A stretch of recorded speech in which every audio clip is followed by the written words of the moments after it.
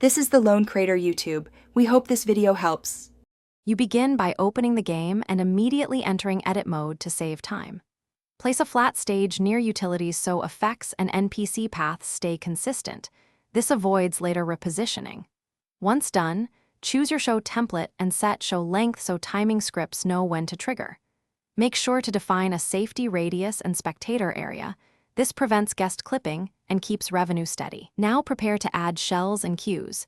Don't skip configuring power and event triggers first. Now build the middle of the show. Organize shells into groups so you can trigger patterns instead of individual shots.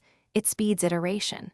Use the timeline editor to place firing cues at musical beats and adjust fade or delay for layered bursts. Anchor your audio. Synchronize an intro and a climax by nudging cues in 0, 5 to 1, 0-second increments until visuals match sound. Make sure you preview short segments often, because small timing shifts change perceived intensity. Finish by running a full preview while watching from guest and wide angles to confirm sightlines and timing. Once satisfied, record a test run and check performance. If frame drops appear, reduce simultaneous shells or lower particle detail to keep frame rate stable. If cues don't fire, make sure trigger ID match timeline entries and that pads have power and correct orientation. Finally, save versions incrementally so you can revert. This prevents losing a working show after risky edits. Thanks for watching.